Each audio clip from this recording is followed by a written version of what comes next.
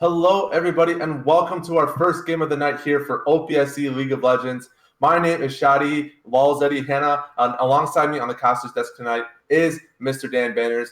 Danners, how are we doing tonight?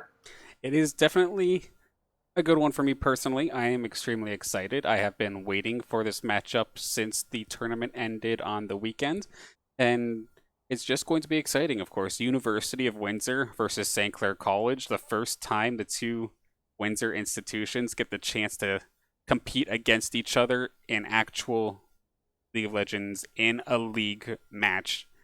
I'm looking forward to seeing what happens here tonight. Absolutely the clash of the Titans here for Windsor, Ontario. It's going to be a great game to watch, and I'm really excited to see the match. And St. Clair, coming off a tournament victory at the Drury Invitational, they've got a lot of steam behind them right now. And I'm excited to see how that transitions into tonight's match. It'll definitely be interesting. I know personally when I was watching it live, I was getting kind of nervous for their league team because of all times for them to pick a different team composition, they waited till grand finals, and I'm thinking to myself, oh my gosh, why now? You've been playing this certain team composition all tournament. Why did you switch? And they shut me up real quick. I'm so happy to be wrong sometimes, and they did a fantastic job with that one. And then University of Windsor, I believe OPSC is the main thing they're competing in as of this moment. They are tied with us 1-1. In fact, we'll take a look at the current standings in the OPSC League of Legends division to see where everybody kind of stands out here. So we see Windsor and St. Clair College tied up 1-1. Yeah, and a lot of the teams on this list are very dominant and have previously been very dominant. So it's really exciting to see St. Clair and Windsor kind of up in the upper echelon of college teams this year. As we mentioned previously, Western and Waterloo have both been very strong teams, like consistently through Collegiate League of Legends, through the CLOL program, through CFL, through OPSC now. And it's just great to see your own school kind of like matched up neck and neck with some of these teams. So I'm really excited to see how this St. Clair team, coming out of that UFT loss last week, but moving into the Drury Invitational victory, like that now that steam is there. Like they have that win under their belt. They have that, I think it was 7 or 8 game experience, probably more than that, straight up dominant wins. And taking that and what they've learned from that tournament and pushing it now into OPSC, it's going to be really exciting to watch. Definitely looking forward to this one. Teams are just getting ready to get underway with the first initial draft phase. But yeah, I know personally, like watching St. Clair College, that University of Toronto match was definitely a wake-up call for them.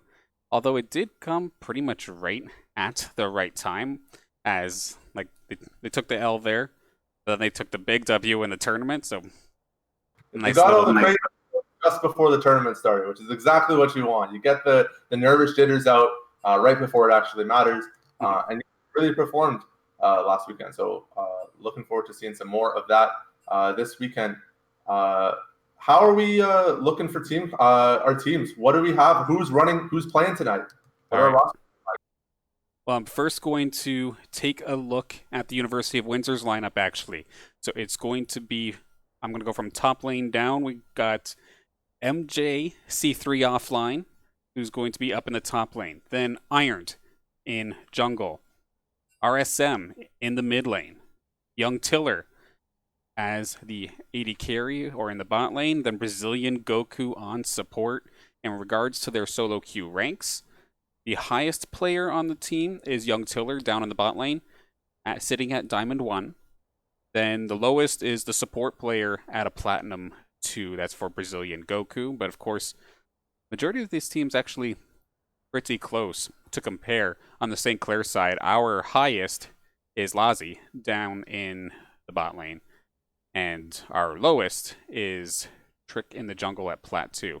But speaking of our team, let's quickly take a look at our roster, of course, for the Saints. Yeah, in the top lane, we have Andre Frez Seguin, an esports administration and entrepreneurship student here at St. Clair College, followed by Justin A.M. Trick McGregor, an other esports administration student here as well. He is going to be playing in the jungle role, as you mentioned.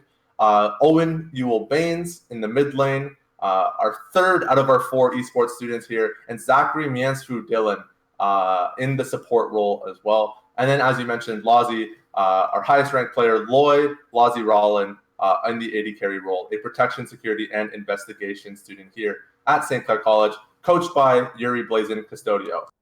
And then one thing I found funny about this roster, I said it before, but it's oddly enough, it's the protection, security, and investigation student who's the one getting protected constantly because he's on that bot lane carry role. Would have been funny to see him as a support if the job and the role somehow lined up that way. Right. But the other thing... sorry, go ahead. Break. You got to take a little break from protecting and securing everybody all the time. Sometimes you want to be the one that has that protection and security. And we've seen Miansfu provide that over the course of the season on these really strong tank and initiating supports. We've seen some incredible performances from this team, and especially this bot lane, these support rotations into the mid lane, this really dominant just bot lane duo as well, in winning those 2v2s just outright without jungle presence. So very exciting stuff for sure. And another difference I do want to point out between the two programs, because of course, University of Windsor, this is their first team that they're essentially building up. It's the first time they've had anything varsity at their university. And they took a decision I know personally I always worry about, but I would love to be wrong and see them turn around. And that is because they're, like the coaching staff, we have Blazin, for example. He's strictly for League of Legends. He's the manager, the coach for that team, and everything. University of Windsor went for a one-coach approach across their entire esports program. Personally, that scares me. That's like trying to have a coach who may have played tennis also try to coach hockey, basketball, bowling, golf. It's all crazy different.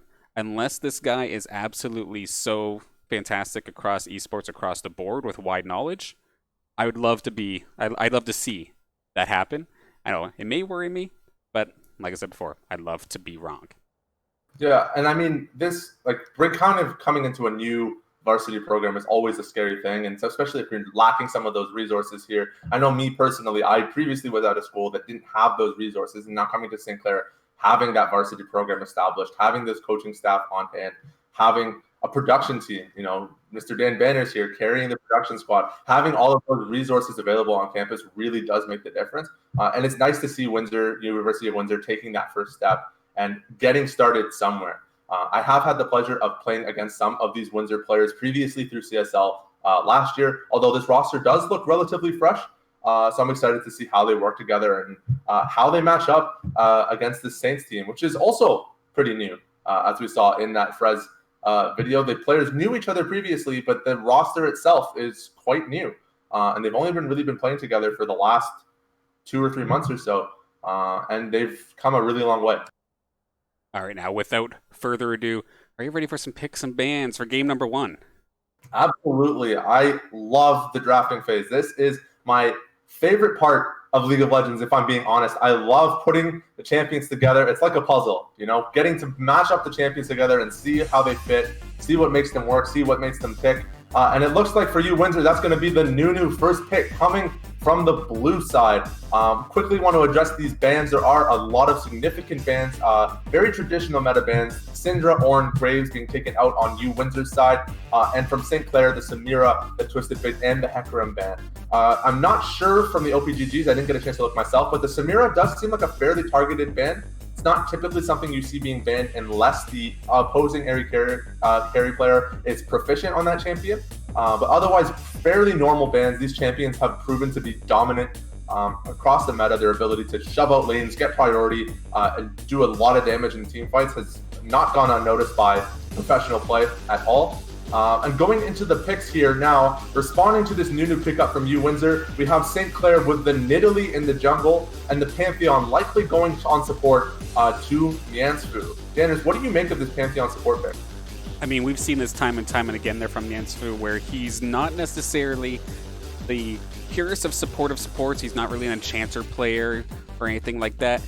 His supporting is helping you get the eliminations necessary, and with an aggressive pick like Pantheon and maybe even Leona later on in the day, we might get to see it. And now I'm actually kind of interested, of course, with Trix Nidalee, of course. He had the opportunity to play it earlier in the OPS season. pretty successful overall. And then one of my favorites up in the top lane, it's going to be Frez playing the Gator, playing Renekton. This Renekton pick is a great counter strategy to Camille. This Camille pick from Windsor is really intelligent. A lot of teams, when they see that the enemy team has a one-trick, they immediately mash the ban button. But you, Windsor, having a little bit more patience and discipline, choosing to actually pick away Frez's Camille rather than wasting a ban on it, and now they get to have that resource for themselves. That being said, Renekton does offer a fairly strong lane counterpart in the top lane. Having the ability to just point and click stun out this Camille who's trying to dance around you. You can't dance around the Gator's axe. And not at all. Just really interesting way 1v1 up in that top lane. Looking like it's probably going to be a little bit of an island up there by the way these teams are drafting. Looking like a very bot-focused draft with all of these assassins looking to jump down on these squishy AD carries, which have not yet been picked up for either team. Both teams are being very conservative with their AD carry pickups here. Really want to give their high priority lanes that best matchup in the bottom lane. One thing that actually really makes me nervous here is the mid lane for University of Windsor. Of course, RSM. He's been picking up the LeBlanc. He seems to favor burst mages or assassins. However, we've seen Yule play so far in the tournament and so far this season. He wants those 1v1s. He wants to get aggressive. He's picking champions that aren't necessarily meant to be bullies in lane and somehow manages to still trade it out and sometimes get himself the elimination. And Ione is definitely one of those champions that could get the job done. I'm intrigued to see what will happen there. LeBlanc versus Yone lane is not a lane that I'm particularly familiar with. That being said, you do have some kind of relative experience with the LeBlanc versus Yasuo matchup. And in that matchup, typically, while LeBlanc is a menacing lane bully, especially with that level 2 power spike, being able to toss the Q into the dash with a massive burst with the electric Q proc as well, the Yasuo shield providing a little bit more sustain. Yone doesn't have the same resources, but he has a very similar play style. And you're looking at maybe punishing at melee range these LeBlanc engages and using your own kind of all-in to punish LeBlanc when she comes in for a trade on you.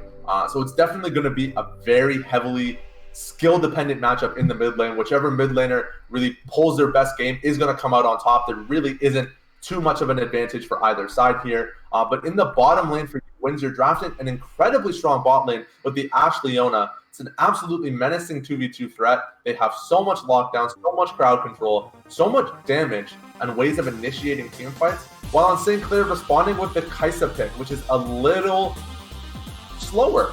It takes a little while to get online.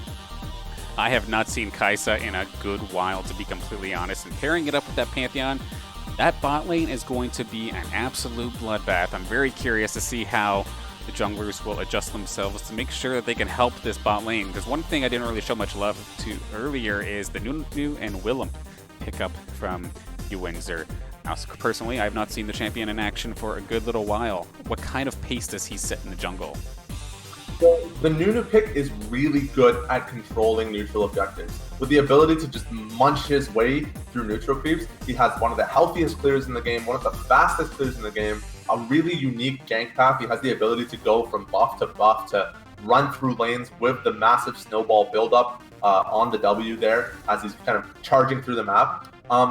However, and this is just a personal preference, but I think it is worth mentioning, is that picking Nunu on blue side means that it's going to be a little trickier for you, Windsor, to access the Dragon Pit, since Nunu does not have a way of effectively jumping over the Dragon Wall. Typically on blue side, you'll pick a jungler that has an ability to get over the pit, such as like Rek'Sai Tunnel or Lee Sin Q, so that they can have a way to get in and out. But Nunu, if he tries to go for a steal, he's flashing in, and he's not getting out of there alive. So there is a little bit of a risk with the Nunu pickup on the blue side. That being said, looking at Windsor's draft, they have a very strong early game, and they're likely going to be looking to snowball that early game through the LeBlanc, through the Leona, into mid-game power spikes, and having the Nunu available to munch through objectives quickly with that lane priority is going to make a big difference in how this game is played out.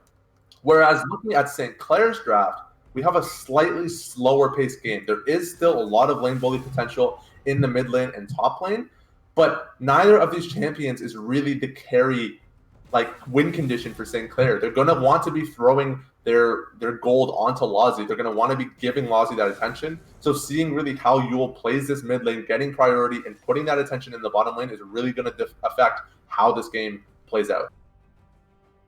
And then one thing I'm going to be looking forward to seeing is that top lane. Of course, Prez. We got to see him a little bit earlier before the stream got started in his intro video, but now up there on the top lane. And Camille is his go-to solo queue champion. And we've seen it throughout the tournament, throughout the OPSE, that he has absolutely no problem going up against the champion, considering he knows so many of the in and outs of Camille.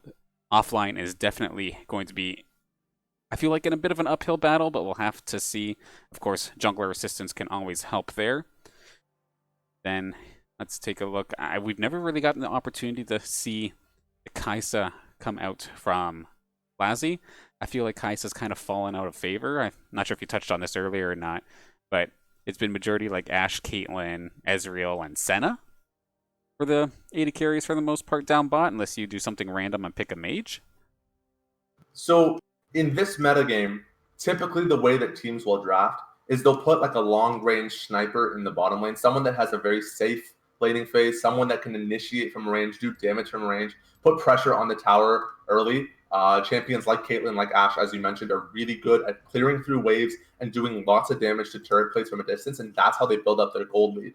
Whereas traditionally, or rather in previous metas where we've seen picks like the Kai'Sa, like the Draven, like the Lucian, you're going for a more aggressive bot lane. You're trying to get kills in lane. You're trying to force 2v2 fights.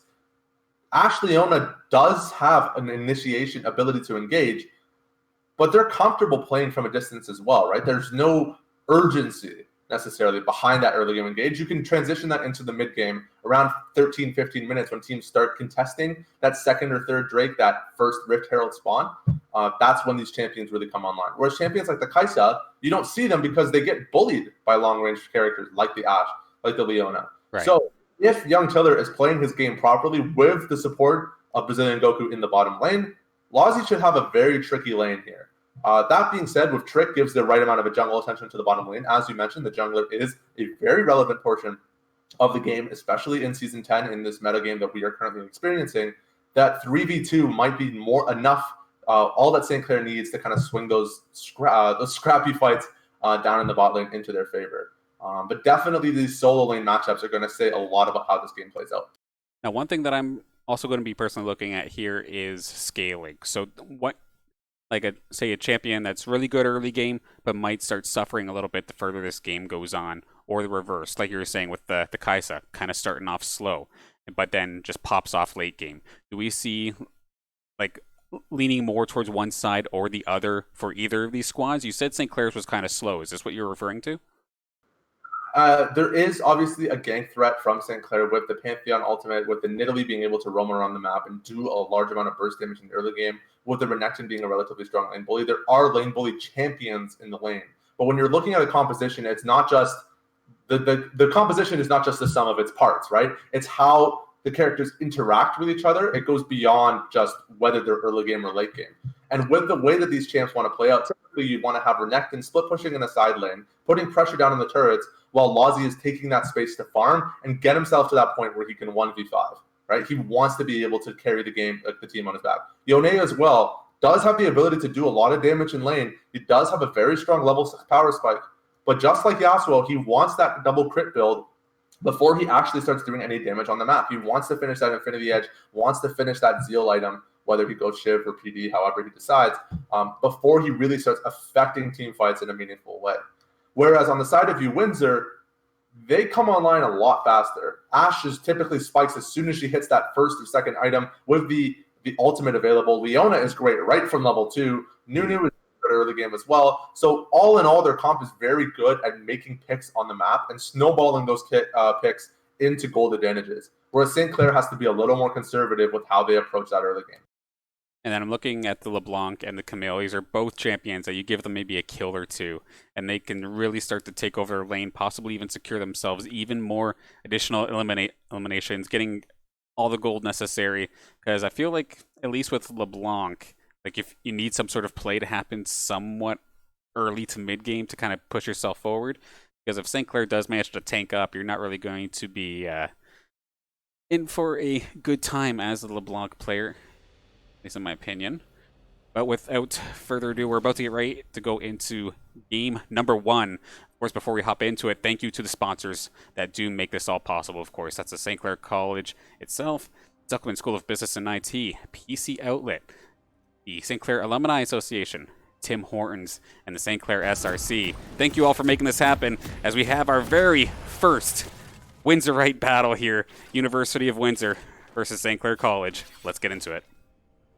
Yeah, we'll see these teams go for their initial setup here before the minions spawn at 1 minute and 30 seconds, kind of position themselves how they want to be on the map. And of course, with that early game draft on Windsor's side, they want to go for the invade. They want to put a little bit more pressure on the map early, maybe look for a pick with the Leona stun. So they've clumped themselves here together in that bot lane tri-brush here. But St. Clair going for a traditional 5-point start. We typically see this from a lot of competitive teams. You space yourself out on the map and try to give your team as much vision over the map as possible. Vision wins games, especially in pick compositions or against pick compositions. If you know you're getting ganked, you have the time to back off. If you see someone out of position, you have the ability to pick them off yourself.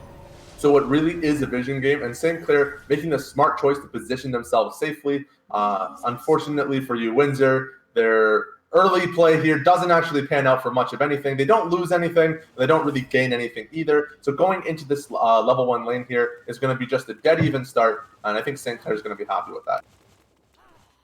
Yeah, pretty safe start to start things off. Blue side compared to the red side there for University of Windsor. Be moving on with things very, very shortly. Of course, my eyes are going to be glued to that bot lane because, of course, like you were saying, Leona really spikes right off of level 2. We can see some really early engagements, and I'm excited to see how that turns about. In most of these lane matchups, not just the bot lane, but most of them in general, level 2 is actually one of the most significant levels in the game. Your ability to either hit level 2 first or to abuse your level advantage can really make or break the game. In the mid lane, we actually see Yule getting a decent amount of poke down onto RSM. He's done a very good job of kind of playing that melee versus ranged matchup. In the bottom lane here, though, Lozzy kind of struggling to match the push here. He's doing what he can, but this Ashe Leona with that Relic Shield, they're both fighting for it very hard in this bottom lane, trying to do whatever they can to fight for it. Once that third melee minion breaks, both teams actually managed to hit level 2 at the same time. So good on St. Clair to avoid that level 2 power spike. Whereas in the top lane, Frez getting pushed in a little bit, gonna have to wait for this next minion wave to crash in, get that level 2, and kind of push himself into that lane bully position up in the top lane. See Frez jumping in, but of course, offlane gonna be just fine for now. Yule getting off to a good start, hitting level 3, really pushing it onto RSM, but going to be safe and sound for now. Bot lane, both teams with level 2. Going to get Miansfu jumped on just ever so slightly. I think in the bottom lane here, these two tanks are happy kind of just poking each other out a little bit. We did see in the mid lane, actually, the LeBlanc passive being burnt out by Yule, but a massive trade up in the top lane for offline, abusing Frez's cooldown on the slice and dice. And this is how you have to play these solo lanes, right? If you see your opposing laner commit an ability, punish the cooldown, right? Until that ability comes back online, they don't have access to that resource. And Frez, using that slice and dice for the trade means he doesn't have a way of dodging the hook shot. So Camille going in for the hook shot trade, getting a big burst of damage down, is going to mean that it's going to be harder for Frez to kind of contest the Scuttle Crab. It's going to be a 3v3 here for that Scuttle Crab take. Trick committing in onto offline here. There's the flash goes down. Frez with the flash over the wall. That's the first blood pickup. Good discipline from Trick to know his target and commit to the pickoff. Nunu here is just going to run straight down to the bottom side and take that Scuttle Crab before it's too late. But Miansfu, as we've been saying, is an amazing roam threat. He's already there to respond to it. He's actually in the mid lane now, coming out of the bush, forces the flash out of RSM, and Trick's going to double scuttle this Nunu. It's a granted up top. They got themselves the scuttle, but for what cost? We see another fight happening down the bot lane. That's going to be one going down. Trick getting popped extremely quickly. Miansfu nearly going down, but Yule gets himself on the board here with an elimination, but Miansfu does finally go down. Young Tiller trying to kite the best he can. Lassie does not have the damage to make this happen. Yule's going to try and trade this out, but he's taking so much damage. Might be able to possibly turn on to Brazilian Goku, but I don't think he's going to have enough. This fight looking really good here for the University of Windsor as Iron just got himself 3 kills nice and quick here into this game. I might have spoken a little bit too soon. It looked like a really good macro decision from St. Clair, but that bot lane rotation coming up from Tiller and Goku really messed up St. Clair's attempts there on that fight. They had the positioning advantage, but they didn't account for the numbers advantage for Windsor. When that came up and it was the 4v4 there, they had the health advantage, they had the cooldown advantage because they didn't participate in that top lane fight, and they were able to provide so much more value compared to this late game pickup in the Kaisa. This is why these things matter, right? This is why I talk about these things, because Kaisa not being able to provide as much for his team as the Ashe or the Leona in the early game means that that fight doesn't go your way, even if you're there earlier, even if you're stronger, right? And this is why these compositions matter so much to the decisions you make as a team. Back down to this bot side here, of course. Lassie getting taken out there. Managed to get himself an assist on this, but did not get much else. Granted, a little bit ahead in terms of CS, but we do see Trick making his way up top. Frez with the stun, going to stop offline from repelling away. This is looking like a little troublesome for offline. One more jump, one more pounce, and Trick going to finish off offline for his second death here in this game. And that's just really good macro movement from Trick. He knows the flash has been committed top lane. He knows that the bot lane has the advantage with the Nunu being just as fed with that Cinderhawk already completed at 6 minutes. That's a massive spike for this Nunu. A definitely very powerful level advantage here as well. Offline, getting a little greedy with that teleport, taking a decent chunk of damage here from Frez in the top lane, but punishing these cooldowns, right? As we were saying, punishing those cooldowns. There's going to be a stun getting committed from Frez here, likely into the Trick follow-up. Here it comes. Well, actually, Camille with the ultimate as well, but it's not enough to save them. Yule making a little bit of an overextension in the mid lane. He knows the Windsor is on the dragon, and he pushes up into the mid lane, gets caught out by Iron. That's going to be Iron's 3rd kill and 2nd assist. This man has 100% kill participation right now. He is running the map. Absolutely fantastic from them being able to secure the objective, and I'm not sure what happened to Yule to find himself in that 1v3, but that is definitely not where they want to find themselves in at that time. Granted, St. Clair are going to be able to get a kill in the top lane, get some turret plating as well. But otherwise, so far, the slightest of leads in regards to gold towards St. Clair. But University of Windsor hot on their heels as we see Lassie getting chased down. Snowball stunned up. It's a little bit rough here for Mansfield. He's not going to be able to have any sort of impact. Just going to let it go. And another elimination here onto Iron. Just absolutely mind blown with the way that this jungler plays. Iron is dominating the map. Like, he goes for the blue buff steal. Miansfu, with a great map read, by the way, goes for the response and actually does manage to pick the blue buff away. And then Iron says, I don't care. I'm going to go kill your AD carry now. And he just snowballs into the bottom lane right under Miansfu's nose and picks off Lassie in the bottom lane. Like, it's just such an intelligent path. You don't see that very often. Typically, a jungler just runs the heck away, right? Right. It's just showing how strong you are and abusing that strength. Really well done from Iron here in this early game. See, near that jungle, the Herald is back on the map. We could see, I was thinking offline and Frez are about to skirmish her for a second, and it would have definitely been bad for Frez, considering there was backup just around the corner. Now, bot lane trying to get some vision clear out for this next dragon, of course. University of Windsor taking that first one nice and quick, making that that Nunu do work. But at the same time here, with 4 of those eliminations being onto Iron's Nunu, is there like a, what's the word, like a critical mass that the Nunu can hit where they really don't need that much gold? But actually, hang on a second. Frez caught up in the top lane, going to be forced to pop his ulti. He's actually still trying to make this happen, as there are reinforcements from St. Clair right around the corner. We see Trick, I think it's Yule, and Miansfo all in that top side jungle, leaving Lassie down. It's kind of stuck under his turret. He's got to be extremely safe. Frez going to get jumped on. Iron's getting extremely low. There's no reinforcements in time. St. Clair mistiming that badly, and offline going to find himself the kill in that one.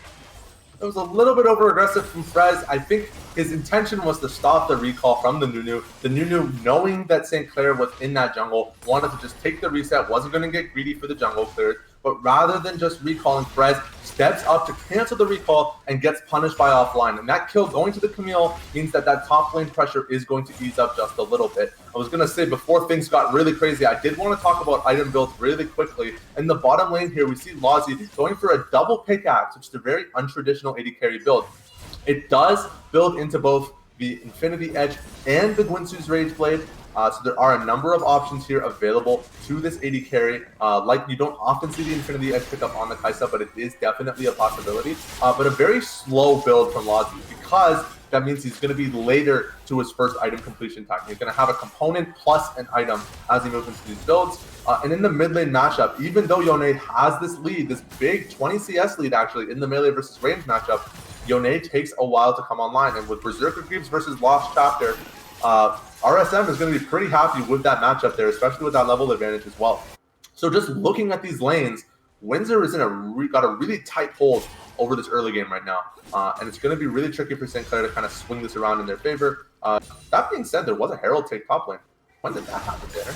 I did not exactly see that one go down, so whomever managed to snag that one, nicely done. I think it was Trick who has that currently, as we see Yule, who's about to jump into a lot more. But here comes Mansfo and Trick, actually. Can they get the shutdown onto Irons? It's not going to be the case. The spear not going to find its mark. So RSM going to be able to just get himself out of dodge here.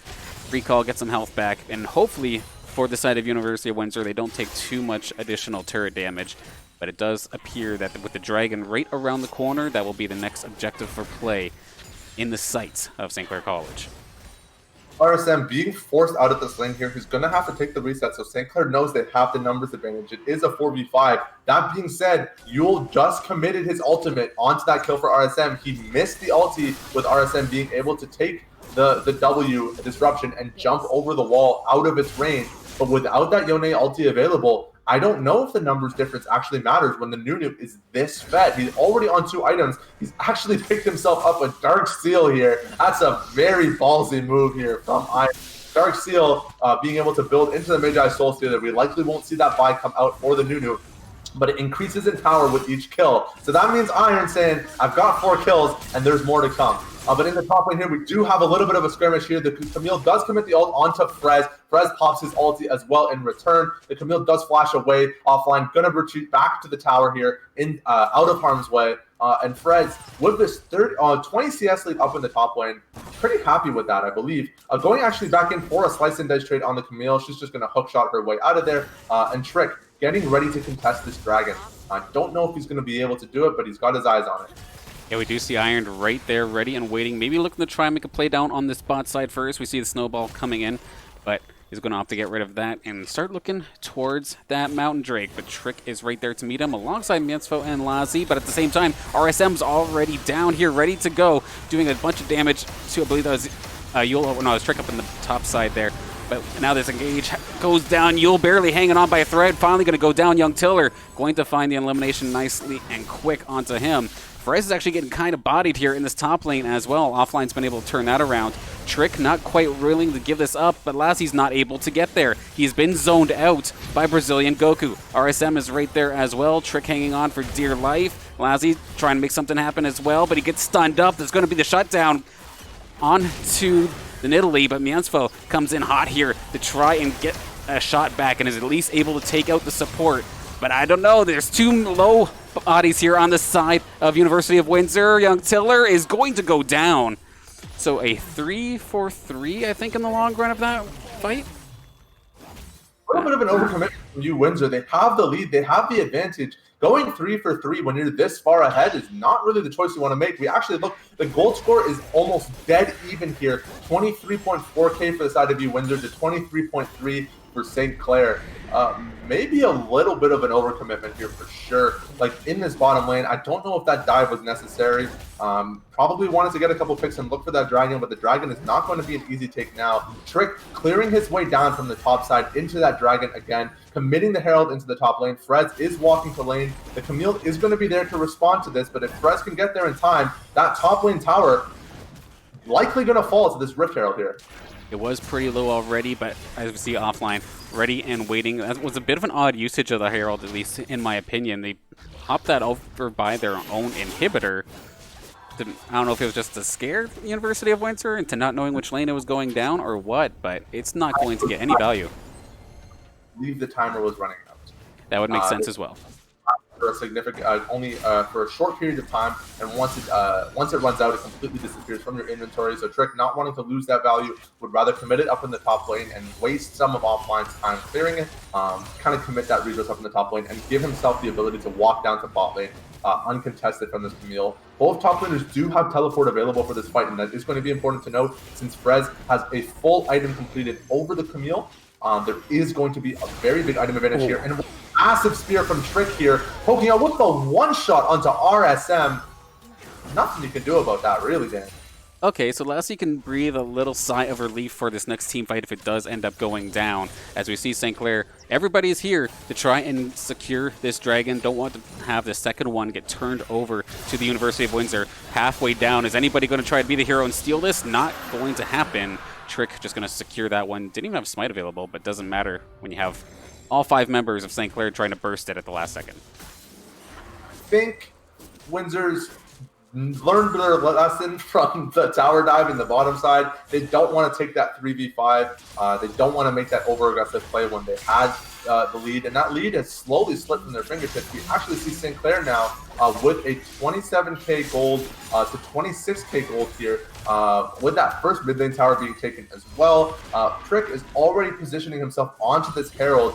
The Nunu is postured topside, but there is a numbers advantage and lane priority advantage here for St. Clair. You might see a fight break out here in this top lane momentarily. But as for the way that these teams are kind of positioning in this early game, St. Clair actually managing themselves to find a foothold in this game. All right, University of Windsor all starting to get ready around this Herald. In fact, it's already down to less than a quarter HP. Trick's getting kind of mauled down a bit. Yule's in a bit of a rock and a hard place situation. Where do you want to engage? Just going to opt to fall back. So Trick being down can mean this Herald goes over to the University of Windsor without contest. Looks like Lazzie's not going to bother coming up to the Herald fight. So everyone's going to just probably pass this one along. Not going to try and really contest this. And let's just talk about how disgusting that was. That's a Nunu 1v1ing a Nidalee. What? This is so strong. He just goes in with the snowball, commits the root down, pops the ulti, and Trick is gone. The Nunu has become the assassin.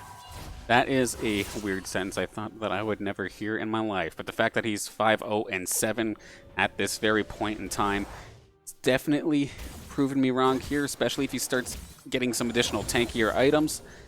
It looks like that's what he's exactly going for. No overconfident AP items this time, other than the one picked up earlier. Starting to become that role player and Ironed in a fantastic position to just lead the charge for this University of Windsor team. And I'm afraid if nobody else on the side of Windsor can catch up in regards to farm or whatnot, it's going to be a bad time. That being said, Young Tiller doing a fantastic job so far in that bot lane. 2 items nearly complete and ready as we start to see some pressure down towards this bot lane turret. You asked the question earlier, Danners, and I apologize. I did get a chance to get to it, but thank you for bringing it back up. Yes, this Nunu will run out of steam. Don't worry, St. Clair. It won't last forever. That being said, right now, Ironed is in a very good position going into this mid game here. There is obviously the potential, once this Nunu kind of loses a little bit of that pressure, he's not going to be doing that crazy amount of damage in these team fights. He's mostly going to kind of transition into the tank role. Right now, he's comfortable playing this awkward kind of off-assassin style of Nunu. But once we hit that mid to late game stages and we start seeing some items getting picked up for St. Clair, this Nunu is not going to be able to provide that same damage threat. He's basically just going to be a meat shield for Young Tiller. So as you mentioned, it is going to be up to Young Tiller to kind of pull himself through this early game, get that farm up. He does have the Runon's Hurricane completed now, so he's going to be pumping out a lot of damage and have a really good ability to clear out waves and put pressure on these waves. But his build is pretty low damage. This Bork into Runon's Hurricane build is not typically what you want to go into a team that is relatively low health. And St. Clair's team is not running any true tanks. There's not a lot of health in the pool, so that Blade of the Rune King passive damage is not going to mean as much against the squishier team. So we're not going to see Young Tiller doing these big bursts of damage until that Infinity Edge comes online. So St. Clair has a couple minutes left to kind of get themselves set up in this game and ready for that third item power spike. And of course, the added benefit of having Young Tiller on the Ashe is Young Tiller basically becomes the quarterback of this entire team, being able to slow them down or just have the Ashe arrow as the go button. Now's the time to engage, like be able to make a pick if necessary. We saw him try to get a shot off during the Herald's fight a little bit ago. Unfortunately, didn't find its mark, but of course you still get plenty of opportunities here in this game. We're only 20 minutes in, and unfortunately, I think for you, Windsor, they would have probably loved the fact if Iron was able to use some of this lead that he has and push it onto his fellow teammates. The other teammates getting themselves some gold and whatnot, but still, rather have the beefy and high-damaging Nunu for this time, and how much of a lead can they push into St. Clair here before the time runs out, so to speak. Yeah, Lazi actually did a decent job of recovering from the laning phase. His farm is a little lower than what you'd like to see. Typically, you want to average about 10 creeps per minute. Right. Those kills typically count for about 15 creeps. So if you're doing that equivalency, you can see that Ashe has not only 180 CS, but also 4 kills, which means that it's going to be about a 240 creep score here for this Ashe compared to Lazi on 170. So there is a massive gold lead here. We're seeing fights break out on both sides of the map here in the bottom lane. Pantheon getting taken out by the LeBlanc here. Yule getting zoned off by the Leona. The Leona actually does jump in there, committing the Zenith Blade. She's going to get picked off and turned back around here. Trick trying to do his damage from the side, but Tiller is an absolute monster right now, killing both Lazi and Trick at the same time, simultaneously committing for the kill. He knows this champion's limits, and there's the double kill locked in onto Lazi. The Drake does come down. It's going to be a call with the flash over the wall into the smite on the Q. Iron's going to clean that one up, but Yule making a really aggressive turnaround play there for the shutdown kill. Honestly, worth. I'm saying it, worth. I mean, this was an absolute mess, and I feel like that was ever so slightly in the favor of the University of Windsor. They picked up the Dragon behind that as well. Sure, Frez is going to get some objectives here by taking this turret out as long as there's enough minions to allow him to do so. Looks like that's in fact going to be the case. But a rather even brawl. But you could tell both teams were kind of uncomfortable, except for Young Tiller. He looked like he was right where he wanted to be. He was getting all the slowing arrows, or I don't even know if that Ashe arrow actually made contact, but he looked pretty well untouched for the most part of that fight, up until Yule just absolutely yeeted himself over the wall to make sure that he can get that shutdown, which that's going to be a crazy shutdown. Of course, we see the IE and Shiv already on deck now for Yule. This could be the time where St. Clair slowly starts turning this around if they're careful about it. Absolutely. We have that 2-item power spike on the Yule that is 100% critical strike chance now for the Yone, which means double the damage on just about every auto attack and Q cast from this Yone. The Kaisa here, even though it's a late game champ, even though it's a pretty slow build, the Manamune and Gwynsu's Rage Blade are completed. Once that Manamune finishes its evolution into the Miramana, we're going to see a massive damage increase coming out from this Kaisa. We're going to probably see a couple more attack speed items being picked up. This build is very passive reliant. Kaisa uses her passive ability, which does increase damage based on current health. With those stacks, as you see that indicator popping up every time she right-clicks, the more stacks she gets. Once she hits that 5th stack, it's a big chunk of damage. So the faster Lazi gets his attack speed items online, the quicker he's going to be able to eat through this Nunu and burst out this AD carry on the backside of Windsor. Until that time, however, Young Tiller, he's about 300 gold away from an Infinity Edge. That's a 300, like a 23 minutes. That is terrifying. He's doing fantastic, and we actually do see the Magi's come out from Iron as well. From making that perfect game so far, 6-0 and 10, absolutely on fire there in the jungle, making this Nunu just work for the team. Oddly enough, I don't see this champion in a long time. Then all of a sudden, Iron is just putting on a showcase as to what you could perform with this champion. Definitely love to see it. Flexing, Danners. You don't energize unless you're feeling yourself just a little bit. Like, I love that energy. You know, props to Nunu for sure. I don't like it. I mean, I really don't. Like at a very analytical and factual level, I dislike this item almost 100% of the time, and definitely on Nunu. But I respect it, and that's what matters.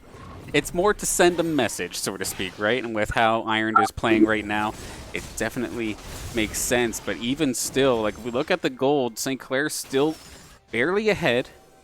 But that being said, like if a bad team fight erupts, they're done. It's nowhere near a big enough lead that they can take any sort of solace in it. They cannot relax. They have to keep on pushing and try to make this work.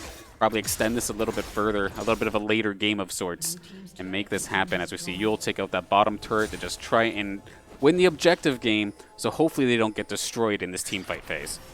It is actually important to mention that the gold for St. Clair is they are actually on the upswing in terms of total gold. Yule with that 2-item completed nearly finished the Death Dance as well. The Mule has been completed, but Yule pulling the Camille back with the ultimate. That ultimate follows you wherever you go. It doesn't matter how far, and he yanks him all the way back. But Iron coming up but RSM, the one shot. Okay. Into the ultimate, and it's not over. No, this going in onto Frez with the Zenith Blade. The ulti does get committed as well as the exhaust. We're going to see the pick off over the wall here. RSM just going to blink his way out of danger. Young Tiller, full HP. Iron, full HP as well. This is going to be the Baron Danner. Absolutely. That was a rough spot there for St. Clair. Why they were so split out in the jungle on the side of University of Windsor was beyond me. They put themselves in a really terrible position. Miensfo might be next on the chopping block if he's not careful. But we are in a bit of a stall now if you're on the side of St. Clair as University of Windsor take this gold lead right back. They have the Baron power play available. Dragon is right around the corner as well. Actually just landing in right here, right now, and there's nobody really going to be able to properly contest this. You see Miensfo, and Lassie, he's in a bad spot right now. He's probably going to have to blow Flash or blow ulti, and he's in fact going to have to do so. Arrow is going to get cleansed away. Or Lassie running away, trying to kite out this Nunu, but he's not doing any damage to it. This Nunu cannot be stopped. The shutdown going on the side of him as well. Young Tiller finding himself another. There is some low health bars on the side of U Windsor, but they don't care. RSM's not even in the fight yet, and they're still rolling this team fight. Just disgusting. Like, you can't let a Nunu's build a Magi's. Okay, this is part one. Okay, so Nunu's building Magi's. That's mistake number one. Then he gets it to 25 stacks. Okay? And then you don't even kill him when he's on 3 HP. Like, Iron is just dancing over St. Clair's corpses right now. And it's painful to watch. We've seen it a number of times in these team fights where they'll commit the dive onto the Nunu while Nunu has the bite available. And with all that extra ability power coming in from this Magi, that healing is repulsive. He healed himself like 500 health on every Q cast. It's on a relatively low cooldown now, especially with that Spirit's Visage being picked up as well, likely running cooldown reduction in the runes. So he's healing himself more than he's being damaged. And St. Clair's throwing everything into him. It hurts. It hurts a little. That's definitely brutal, because we've even seen, like, Lassie was trying his best to kite, but it felt like he was just tickling him. Absolutely nothing being done. As we see Yule getting a little ballsy, but does not matter. Iron's still going to take that blue buff. Not even close. But now, with the Baron buff on all of the members on the side of U Windsor, St. Clair's probably going to have to turtle this out a little bit. U Windsor just in an absolute dominating force so far in game number 1. Once this Baron power play ends, there is hope for St. Clair, however. This Kaisa, the advantage of the Kaisa pick is that even though it is relatively short range, the range disadvantage doesn't matter too much once the laning phase is over. And the advantage of the Kaisa is that she has the ability to use the ultimate to dash into the backline. If they can blow up Young Tiller and remove that damage threat from the team fight, then they can start focusing their attention on some of these frontline champions from U Windsor. If they're trying to go front to back against this Nunu with the Spirit Visage and the 25 stack Magi's available, it's just never going to work. We're going to have to start seeing some healing reduction items being picked up on St. Clair's side. There aren't currently any available. That being said, Lazi does have the Nashor's Tooth available. He is on his 3-item power spike as well. might see the Executioner's calling and picked up, but Frez with the slice and dice away from the Glacial Arrow, looking like he's trying to go for a turnaround on Tiller, but he doesn't have the dash available anymore. Young Tiller actually committing the stopwatch onto the Yone ultimate here, but Lazi with the dive in exactly as I predicted with the ultimate onto the Ashe there for the cleanup kill. With the Ashe gone, St. Clair might actually be able to turn this around. There's the second kill here for the Yone. Iron getting chased out. He is low. That's the shutdown going to Lazi. That is a massive gold swing there, and that's exactly what St. Clair needs to do. Kill the Ashe, turn it around. You can't do it any other way. The raid boss is down, but at the same time, I feel like that wasn't even necessarily a fair fight. A very awkward engage from St. Clair. Like, it was basically 2 people going in on 4 at all times. They miraculously managed to focus down Young Tiller nice and quick, and they were able to turn that around. But in the meantime, offline up in the top lane, taking down that top turret, and granted, St. Clair got themselves a lot of gold, resetting some of those Magi stacks, shutting down Iron's perfect game. But at what cost? They have some Baron, or no, the Baron is probably basically done at this point. But not a whole heck of a lot of damage done, no inhibitors or anything taken down. This is salvageable, but still going to be University of Windsor in the lead for this time being. I agree in the sense that there is a gold advantage for you, Windsor, but that fight is massive for St. Clair. We do actually see the Executioner's calling being picked up for Lazi. It's a great buy in this situation. It shuts down the healing from the Nunu. It prevents kind of this Death's Dance healing as well being picked up on the Camille. The Ashe does have lifesteal on the Blade of the Rune King as well. So this healing reduction is going to be very important in these future team fights. That fight, however, went exactly how St. Clair wants it to go. Not this fight, however. This isn't what you want to see. Miansfu getting jumped on here by the Xenoblade from Goku. There is the W getting hit by the Kaisa here, getting those marks down, looking potentially for an ultimate collapse. But Windsor just walked right out of there, and St. Clair's going to get themselves set up for this Baron here. But that fight, St. Clair's happy about that, for sure. Absolutely. Still have to worry about offline up there in the top lane. Frez is going to go up there to try and meet him and teleport in when necessary. But offline could always fake, make it seem like he's going in for the team fight and just push an inhibitor himself. We saw during the tournaments on, I think it was Sunday, where they let a Fiora go in the grand finals and they nearly single-handedly won or lost St. Clair that matchup. And now looking towards the Baron, Dragon also around the corner as well. And at least some momentum swung on the side of St. Clair, but it's still anybody's game at this point. The game really could go either way. That being said, right about now, at this exact moment, Nunu is starting to lose a little bit of that effectiveness. With that Magi stack being dropped to 15, there is a significant decrease in ability power available for this Nunu. So these heals from that Q, from that Munch, are going to be less effective. He is nearly full build, however, with 3 tank items being completed. That's a lot of armor on this Nunu. But St. Clair, with that Kaisa bursting through that objective, just shredding the health pool there. Well, it's a good thing they picked that up because, of course, Dragon's Soul was right around the corner for the University of Windsor. Obviously, like, getting buffed big time if you get that 4th Dragon. But Baron is now in their eyes, looking to get some vision around the area. And I feel like this team fight, it depends where Lazi's positioned. I know RSM would just absolutely love nothing more but to blow him up. And we're going to see the engage. Lots of members knocked up on the side of you, Windsor. Young Tiller going to find Yule nice and quick. Lazi in good position, however, but he's only able to take down the Leona for this time being. The charge in here from offline. We do see Trick coming from the side, and that's exactly what I'm talking about. RSM coming in clutch and just blowing Lazi up. They can continue this forward, look for an inhibitor, look for a Baron. Additional objectives on the table. Trick is still here, but everybody else on St. Clair is gone. Huge fight for you, Windsor. RSM just deleted Lazi. He's on 2 items. How is that balanced? He just face rolled over the keyboard and Lazi disappeared. No. He got himself in fantastic position. Right now, you Windsor is doing exactly what I was saying they needed to do. Some of the additional gold went over to somebody other than just Irons. We have Young Tiller, who was starting to kick things up and is now sitting at 11 eliminations, 11 assists. Absolutely disgusting. RSM finding himself the picks he needs to get that extra burst of gold to make these engagements hit that much harder, and you're hitting the squishiest member of St. Clair. You're a burst mage. That's what's supposed to happen. There is nothing imbalanced about that.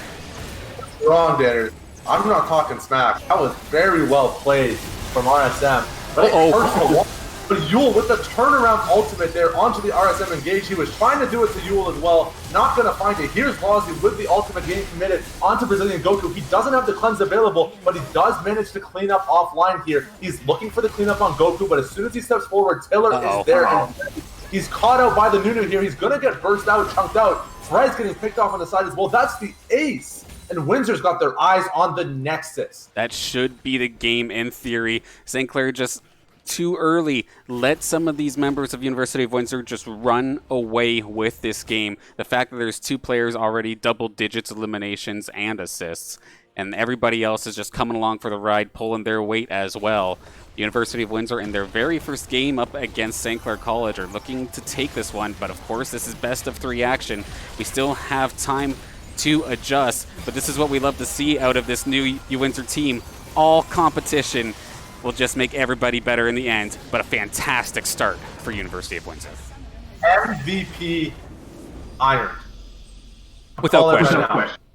MVP, 31 kill participation out of 35 kills. Everywhere this man goes, ruin and havoc follow. It's just an incredible performance from this Nunu. He did finish the game with the 25 stack Mage Eyes. You love to see it. He saw Trick. I think Trick got a little salty about it because he bought himself a Mage Eyes as well, and he's stuck there on 2 stacks. Not what you want to see out of that item. Really, Iron just messed with everybody's head. Like, oh my god. Love that. Love to see that. I'll give them props. It was the pick that I probably slept on the most of that entire draft. Meanwhile, it just came in swinging. Just love to see it there from Iron and the rest of the University of Windsor squad. Really throwing St. Clair for a loop. Brought the rest of the squad alongside with them. Young Tiller, fantastic game. Brazilian Goku as well. May not have got any eliminations, but you're the support and sitting there at 19 assists. Doing his job there. RSM brought it around, the 747 coming in hot on the scoreboard. And then offline was up in the top lane, was always being that extra split push nuisance who would hop in for team fights and was an additional tough source of damage for St. Clair to deal with. So they came in hot. We'll have to see what happens next for game 2. But do you have any final thoughts about game number 1? They really played to their draft perfectly. Like, they knew that they had to go into this game with a weak side top. When you blind pick the Camille like that, you're basically saying to the other team, go ahead, counter me, watch what we can do on the other side of the map. And that's exactly what they did. Even though we had this massive lead top lane for Frez, it didn't translate into anything on the map. There was a great start there. Trick had a lot of kills, but he wasn't able to translate that into anything on the map. And it's because you have to think about the win condition when you're establishing these compositions. How did these teams actually take down the Nexus?